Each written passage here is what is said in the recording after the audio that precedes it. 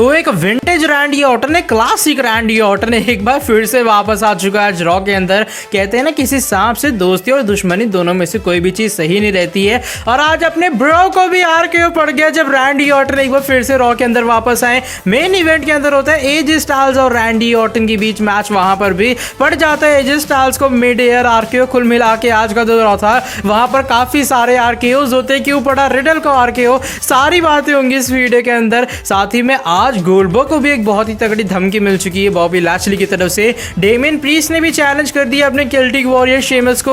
Alexa bliss का भी show के ऊपर होता है मैच, और क्रिस्मैटिक और एक बार जेफ हार्डी की भी एक बार फिर से हो चुकी है रॉ के अंदर वापसी। So without wasting any time let's begin this video. तो आज के मंडे नाइट रॉ के शो की जो ओपनिंग है वही काफी कमाल की होती है। वो होती है रैंडी ऑर्टन के साथ में, वो आते हैं रिंग के अंदर, उन्हें काफी तगड़ा चेयर मिलता है फैंस की तरफ से, और वो कहते हैं फाइनली मैं तुम सभी को काफी ज्यादा मिस कर रहा था, तुम लोग वापस आ चुके हो, और मैं कह सकता हूँ welcome back to Monday night raw.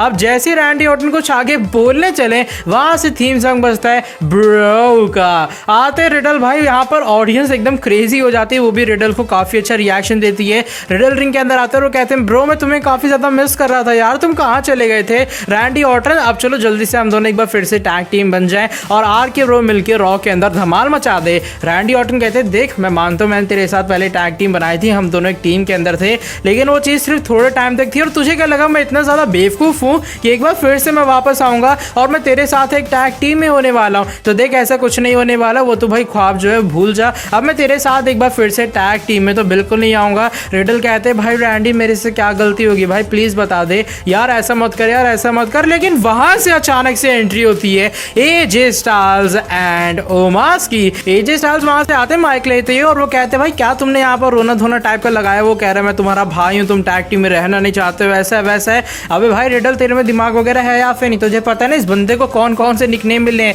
इसे apex predator, legend killer, viper कहा जाता है, और तू बेवकूफ होगा और तू वाइपर के साथ दोस्ती करना चाहता है। और फिर यहाँ पर एजे स्टाइल्स हमें टॉन्ट करते हुए नजर आते हैं रैंडी ऑर्टन को भी। रैंडी ऑर्टन कहते हैं तुझे पता है क्या एजे स्टाइल्स, तेरी ईगो से ज्यादा इस दुनिया में सिर्फ एक बड़ी चीज है, और वो ये गधा सा इंसान ओमास है और कोई नहीं। एजे स्टाइल्स कहते हैं इतना ज्यादा चतुर बन रहे क्यों ना आज एक मैच में कंपीट कर ले, तेरा और मेरा मैच, एक सिंगल्स मैच। अब तो वैसे रिडल के साथ भी नहीं है ना। रैंडी ऑर्टन कहते हैं हाँ कोई दिक्कत नहीं है, आज तुझे पूरी इस कंपनी के मोस्ट डेंजरस वर्ड्स मिलने वाले। ऑडियंस चल जाती है RKO। फिर रैंडी ऑर्टन तुरंत एक RKO लगाने चलती है एजे स्टाइल्स को, वो यहाँ से बचकर निकल जाते हैं। फिर रैंडी ऑर्टन एकदम आमने सामने ओमास को RKO लगाने चलते हैं, लेकिन ओमास यहाँ पर उस चीज का काउंटर करते हुए नजर आते हैं। फिर आती है रिडल की बारी और रिडल भी एक RKO लगाने चलते हैं। इनफैक्ट मैं कहूंगा वो ओमास की गर्दन के ऊपर लटक से जाते हैं, लेकिन ओमास को भाई कुछ नहीं होता है, और एक तगड़ा सा मूव पड़ता है रिडल को, और रिडल भी हमें रिंग साइड के ऊपर धीरे धीरे कर खिसकते हुए नजर आते हैं। इसके बाद शो के ऊपर एक मैच होता है और यहाँ पर बैरन कॉर्बन फेस करते हैं ड्रू मैकिंटायर का। वो कहते हैं जिंदर महल मेरे पास आए थे जब मैं रात को भाई प्रोडक्शन टक के ऊपर खड़े होकर सो रहा था, उसने कहा था तुझे पैसे वगैरह चाहिए, मैं तुझे पैसे दूंगा, बस आज तू ड्रू मैकिंटायर को हरा दे। इसलिए वो ड्रू मैकिंटायर का फेस कर रहे हैं। स्टार्टिंग में थोड़ी मिन्नतें टाइप मांगते हैं, प्लीज यार मैकिंटायर ऐसा मत कर यार, हार जा भाई ऐसा मत कर। मैच के एंडिंग के अंदर जब उनकी धुलाई होती है वो कहते हैं भाई मैकिंटायर प्लीज ऐसा मत कर यार, प्लीज मुझे मत मार, मैं अपनी फैमिली के लिए सब कर रहा हूँ। मैकिंटायर कहते तुझे कितने पैसे चाहिए, तुझे $100 चाहिए, $200 चाहिए, $300 चाहिए। वो कहते 300 दे दे। वो कहते 1 2 and 3 क्लेम और आते हैं और मैकिंटायर की यहाँ पर जीत हो जाती है। फिर वहां से हमें भागते हुए नजर आते हैं जिंदर महल, वीर और शैंकी, वो हमला करने चलते हैं, लेकिन मैकिंटायर एक बार फिर से अपनी हाथ में तलवार ले लेते हैं। NXT चैंपियन केरन क्रॉस और टर्निंग जेफ हार्डी के बीच भी एक मैच होता है। फाइनली जेफ हार्डी कोविड से पूरे तरीके से रिकवर हो चुके हैं। मैच काफी कमाल का रहता है, मैच लंबा मैच होता है, लेकिन आखिरी में एक क्रॉस जैकेट पड़ता है और केरन क्रॉस की इस मैच में सबमिशन से विक्ट्री हो जाती है। और मैच खत्म होने के बाद भी केरन क्रॉस एक बार फिर से जेफ हार्डी के ऊपर हमला करते हैं। अलेक्सा ब्लिस और ड्रू ड्रॉप के बीच भी शो के ऊपर एक मैच होता है। अलेक्सा ब्लिस जो लिली है उनको बैठा देती है रिंग रोप्स के ऊपर। यहाँ पर जो एवा मैरियम वो कहती है अगर वहाँ लिली बैठी मैं भी यहाँ बैठूंगी। रेफरी कहते हैं भैया ऐसा थोड़ी हो सकता है, आप जाओ यहाँ रिंग साइड से, वरना इस मैच से मैं तुम्हें बाहर कर दूंगा। ड्रू ड्रॉप और अलेक्सा ब्लिस के बीच मैच होता है। इस मैच के एंडिंग के अंदर होता है कि ड्रू ड्रॉप गलती से लिली की तरफ देखने लग जाती हैं और भाई लिली आंख मारती है ड्रू ड्रॉप को, वो हैरान हो जाती है। अलेक्सा ब्लिस एक रोल अप लगाती है और इस मैच के अंदर वो हमें ड्रू ड्रॉप को पिन करती हुई नजर आती है। एवा मैरी काफी नाराज होती हैं और बार बार ड्रू ड्रॉप बताती है भाई वो जो गुड़िया सी है ना वहां पर मुझे आंख मार रही थी इसलिए मैं हार गई हूँ। शो पर एक कंटेंडर्स मैच भी होता है, current United states champion Sheamus versus Ricochet के बीच में। ये जो मैच है काफी ज्यादा कमाल का था। अगर रिकोशे हराते शेमस को तो यहाँ पर उन्हें आने वाले टाइम में टाइटल अपॉर्चुनिटी मिलती, लेकिन मैच की एंडिंग के अंदर एक ब्रोक किक आता है और कमाल के मैच के बाद शेमस हमें इस मैच में जीतते हुए नजर आते हैं। फिर वहां से एंट्री होती है इस बार डेमियन प्रीस्ट की। डेमियन प्रीस्ट का भी आज शो के ऊपर मैच था। शेमस काफी नाराज होते हैं, भाई ये मेरी विक्ट्री सेलिब्रेशन की टाइमिंग क्यों बीच में आ गया, लेकिन डेमियन प्रीस्ट आते जॉन मॉरिसन के साथ उनका मैच होता है। काफी कमाल का इन दोनों के बीच में एक्शन होता है। जॉन मॉरिसन काफी अच्छा बैक एंड फोर्थ हमें पार्कोर एक्शन दिखाते हैं, लेकिन मैच की एंडिंग के अंदर डेमियन प्रीस्ट हमें जीते हुए नजर आते हैं। मिज उनके ऊपर पानी फेंकते हैं लेकिन उसका कुछ असर होता नहीं है। डेमियन प्रीस्ट जैसे जीते वो माइक लेते हैं और वो शेमस को यहाँ पर चैलेंज करते कि भाई मैं तुझे हराऊंगा।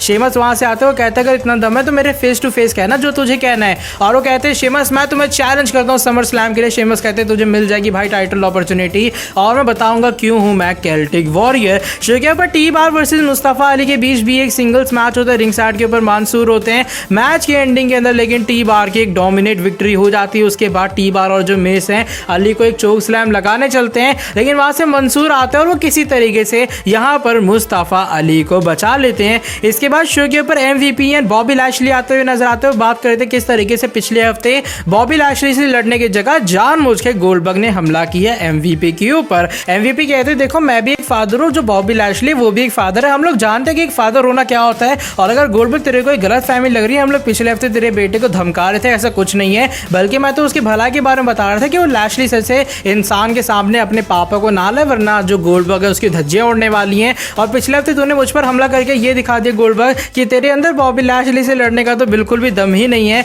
और देखो एज अ फादर या फिर एज अ पेरेंट मैं तुम्हारे बेटे को एक सलाह देना चाहूंगा कि बेटे अपने पापा को समर स्लैम के अंदर बिल्कुल आने मत देना, क्योंकि अगर वो आते तो फायदा क्या, फिर तुम उससे कभी मिल नहीं पाओगे। हो सकता है वो इस दुनिया में ना रहे, हो सकता है कि उसकी इतनी ज्यादा धज्जियां उड़ जाएं कि वो फिर से एक बार चल ना पाए। इसलिए गोल्डबर्ग तुम्हारे लिए और तुम्हारी फैमिली के लिए यही चीज सही रहेगी कि तुम समर स्लैम के अंदर बॉबी लैशली के सामने ना हो। फिर बॉबी लैशली माइक लेते हैं और बॉबी लैशली कहते हैं इसने एकदम सही कहा, गोल्डबर्ग तुम नेक्स्ट नहीं है बल्कि तुम्हारा काम तमाम होने वाला है समर स्लैम के अंदर। इसके बाद शो के ऊपर रॉ वुमेन्स चैंपियन निकी ASH हमें रिया रिप्ली का फेस करती हुई नजर आती हैं। इस मैच में दोनों की तरफ से काफी कमाल की परफॉर्मेंस होती है। मैच की एंडिंग के अंदर निकी आज जाती टॉप रोप के ऊपर एक स्प्लैश के लिए, लेकिन पीछे से शार्प फिर आती है और वो हमें दोनों के ऊपर एक बहुत ही तगड़ा हमला करते हुए नजर आते हैं और डिस्क्वालिफिकेशन से मैच के अंदर निकी ASH की जीत हो जाती है। इसके बाद शो के ऊपर आते हुए नजर आते हैं अपने viper will the apex predator Randy Orton, और आज होता है मेन इवेंट के अंदर उनका match the phenomenal one AJ Styles के अगेंस्ट। इस मैच में काफी अच्छा बैक एंड फोर्थ एक्शन होता है, कभी लगता है AJ स्टाइल्स जीत रहे हैं, कभी लगता है रैंडी ऑर्टन जीत रहे हैं। AJ स्टाइल्स के साथ में रिंग साइड के ऊपर ओमास होते हैं। मैच के बीच में AJ स्टाइल्स एक फिनोमिनल फोरआर्म लगाने चलते हैं, लेकिन किसी तरीके से रैंडी ऑर्टन उस फिनोमिनल फोरआर्म को हमें डॉज करते हुए नजर आते हैं। मैच के एंडिंग के अंदर ओमास बीच में इंटरफेयर करने का ट्राई करते हैं। रैंडी ऑर्टन यहाँ पे भी दिमाग से खेलते हैं और वो कहते हैं ओमास भाई दम है रिंग के अंदर आ जा, मुझे मार के दिखा।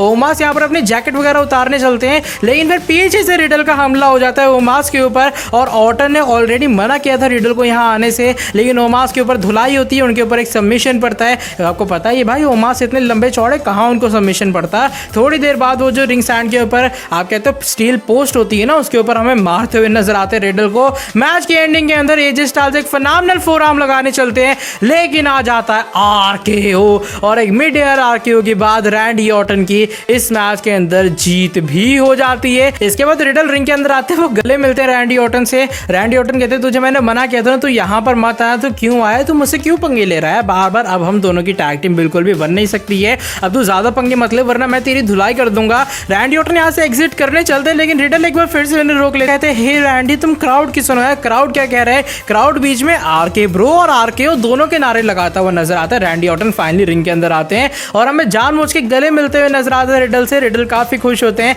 वो बार बार हमें हाथ रेस करते हुए नजर आते हैं रैंडी ऑर्टन का कि भाई ये बंदा जीता है, ये बंदा जीता है। लेकिन रैंडी ऑर्टन कुछ ही सेकंड बाद अपना असली रूप दिखाते हैं और वो RKO लगाते हुए नजर आते हैं। अब रैंडी ऑर्टन के RKO के बाद फैंस काफी ज्यादा खुश होते हैं और एक हैप्पी टाइप की एंडिंग होती है आज के मंडे नाइट रॉ के एपिसोड की। अब हैप्पी एंडिंग क्यों होती है हम जानते हैं भाई रैंडी ऑर्टन किस रूप में, लेकिन फिर भी आने वाले टाइम में रिडल और रैंडी ऑर्टन की स्टोरी लाइन किस तरीके से आगे बढ़ेगी देखने में काफी ज्यादा मजा आने वाला है। बाय द वे आज का जो मंडे नाइट रॉ का एपिसोड था वो यहीं पर खत्म होता है। पिछले हफ्ते के मुकाबले आई थिंक इस हफ्ते का जो रॉ था वो काफी ज्यादा कमाल का था। सही में शुरुआत से लेकर आखिरी तक रॉ में मजा आया। रैंडी ऑर्टन वापस आ चुके हैं। ओवरऑल आज की मंडे नाइट रॉ के एपिसोड को एक परफेक्ट एंडिंग है, साथ में 5 स्टार में से 4.8 8 स्टार रेटिंग देना पसंद करूंगा। आपको कैसा लगा शो जरूर बताना कमेंट सेक्शन के अंदर। और भाई आज की ये वाली वीडियो बस यहीं तक थी। अगर आपको वीडियो पसंद आई है नीचे वीडियो को लाइक कर दो चैनल को सब्सक्राइब, बेल नोटिफिकेशन को ऑन, ताकि आगे भी आपको चैनल के ऊपर कुछ ऐसी इंटरेस्टिंग कमाल के नॉबी फ्रेश अपडेट जानने को मिलती रहे।